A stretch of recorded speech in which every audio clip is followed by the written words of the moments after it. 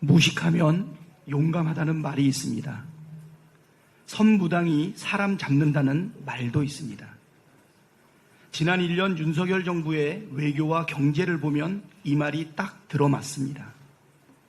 자신만이 옳다는 독선과 아집, 적 아니면 친구라는 단세포적 사고, 퍼주기 말고는 할 줄 모르는 굴종 외교가 대한민국을 위기의 수렁으로 깊이 빠뜨리고 있습니다. 시커먼 먹구름이 드리워지고 비바람이 거세게 불어오는 바다 한가운데에서 태풍을 피하기는커녕 좋아! 빠르게 가! 를 외치며 계속 배를 태풍 속으로 밀어넣는 어리석은 선장의 모습입니다.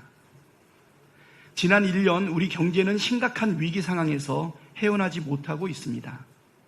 지난해 무역 적자 427억 달러로 IMF 외환위기 직전인 1996년의 2배를 훌쩍 뛰어넘었습니다.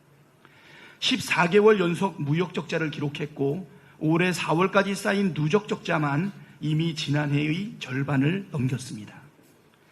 위기는 반도체 산업과 중국과의 교역에서 두드러집니다. 국내 총생산의 5.6%, 총수출액의 19.4%를 차지하는 반도체 산업은 처참한 지경입니다. 4월 반도체 수출액은 63억 8천만 달러로 작년 같은 달보다 41% 감소했습니다. 4월 전체 수출 감소액의 절반을 넘는 수치입니다. 올해 1분기 대중국 수출 비중은 2005년 이후 처음으로 20% 아래로 떨어졌고 지난달 한국의 대중국 무역 적자는 22억 7천만 달러에 달했습니다. 그럼에도 윤석열 대통령과 정부는 태평성대이고 위기의식은 눈꼽만큼도 찾아볼 수 없습니다. 미국과 중국이 벌이는 반도체 전쟁 태풍을 피해 나가야 할 판에 오히려 미국의 수족을 자처하며 대한민국을 고래 싸움에 낀 새우 신세로 만들었습니다. 윤석열 대통령 취임 1년 만에 나라가 결단날 판입니다.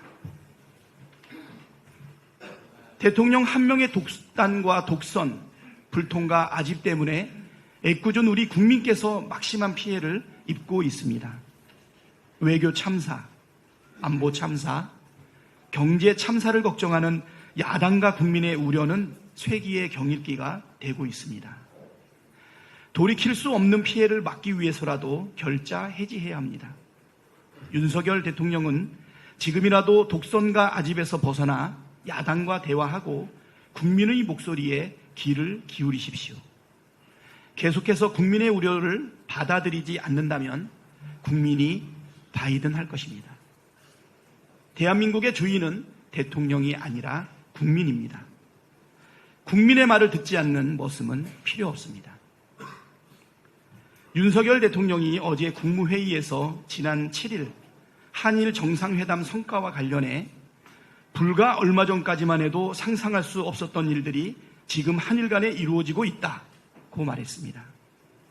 대한민국 국민은 그 상상할 수 없었던 일들 때문에 크게 걱정하고 있는데 윤석열 대통령은 그게 자랑인 걸 보니 대한민국의 영업사원은 아닌가 봅니다.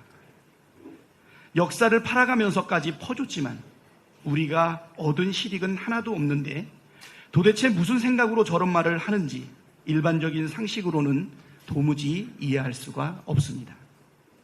무엇 때문에 횡설수설 하시는 겁니까?